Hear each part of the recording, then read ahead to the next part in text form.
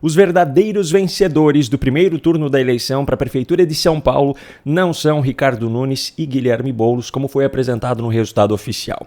Calma, eu não estou falando de fraude ou algo nesse sentido, apesar da clara existência de interferências no processo. Eu estou falando sobre o que o resultado oficial realmente significa, porque ele foi, na verdade, uma grande vitória para os cidadãos brasileiros, apesar de não ter sido aquilo que boa parte da direita gostaria que fosse. Nesse vídeo eu vou explicar tudo isso para você, mas antes vamos analisar um panorama geral desse primeiro turno em todo o Brasil, porque para Lula e para o PT a derrota foi catastrófica.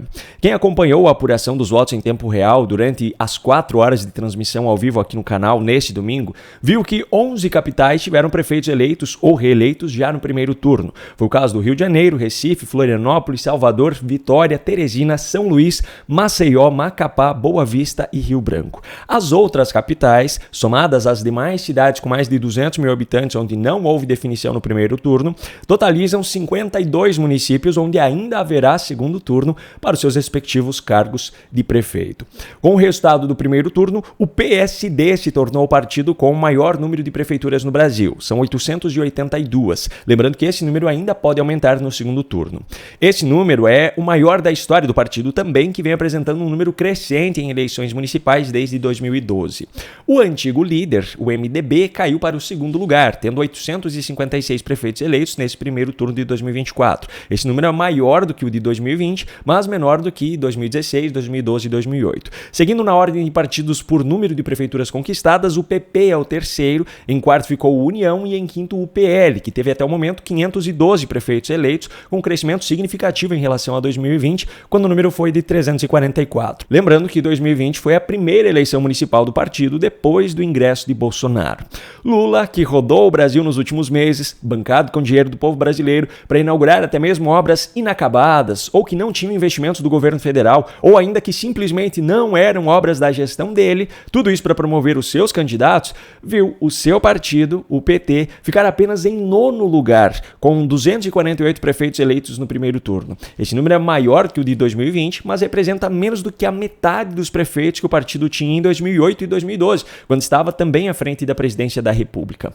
Outros resultados muito positivos para o povo brasileiro foram as quedas de outros partidos de esquerda e extrema esquerda. O PDT, que vinha mantendo uma constante de mais de 300 prefeitos nas últimas 4 eleições, até o momento em 2024 elegeu apenas 149. O Partido Comunista do Brasil, que nem deveria existir, já que o comunismo assassinou cerca de 110 milhões de pessoas e foi o regime ditatorial mais letal do século XX, chegou a ter 81 prefeitos em 2016, caiu para 46 em 2020 e até o momento em 2024 tem apenas 19. E o PSOL, que chegou a ter 5 prefeitos em 2020, até o momento não teve nenhum eleito em 2024 e espero que continue assim, principalmente no caso de Guilherme Boulos. Por outro lado, o Partido Novo, que até o momento tem se mostrado o partido mais coerente com os princípios defendidos pela direita nas votações no Congresso Nacional, tinha apenas um prefeito eleito em 2020 e agora, em 2024, já teve 18 no primeiro turno.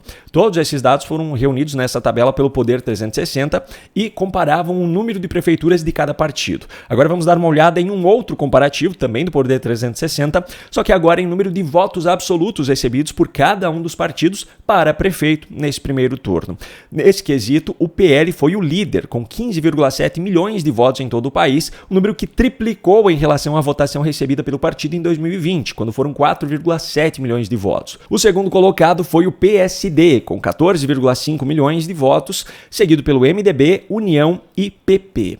O PT de Lula foi o sexto colocado nesse comparativo, com 8,9 milhões de votos em todo o Brasil, um número infelizmente ainda maior do que os 6,9 milhões de 2020. Dos 3 partidos de esquerda e extrema esquerda que eu citei no comparativo anterior, que perderam um número significativo de prefeituras, o PDT teve uma queda de 5,3 para 3,2 milhões de votos de 2020 para 2024 e o Partido Comunista do Brasil caiu de 1,2 milhões para 0,3 milhões entre as duas eleições. Mas o PSOL cresceu de 2,2 para 2,6 3 milhões de votos. O Partido Novo, que eu também citei no comparativo anterior, teve um crescimento muito significativo nesse parâmetro também. Em 2020 foram 0,4 milhões de votos e agora em 2024 1,5 milhão.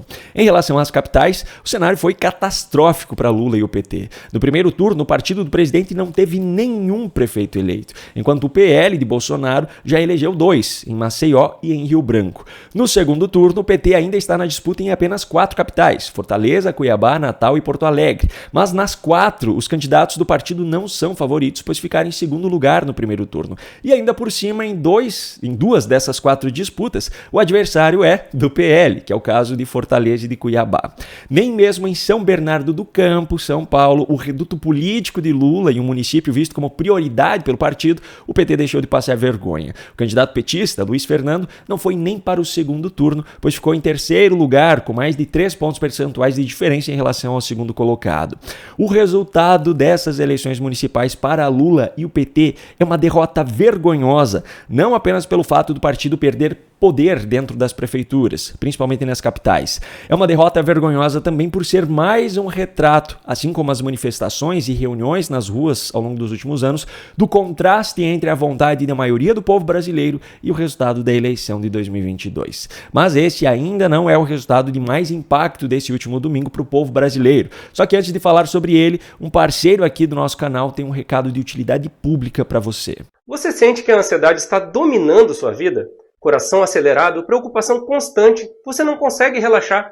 Isso já está prejudicando sua vida profissional, financeira e a sua vida familiar? Eu quero te dizer que eu entendo perfeitamente o que você está passando. Meu nome é Felipe Felice, sou psicólogo especializado no tratamento de pessoas com ansiedade. Eu gravei um vídeo de 5 minutos onde eu explico como você pode ter o controle da ansiedade em 7 dias com um passo a passo natural e científico. Clique agora mesmo no link na descrição do vídeo ou no primeiro comentário fixado para descobrir o passo a passo que pode te libertar da ansiedade.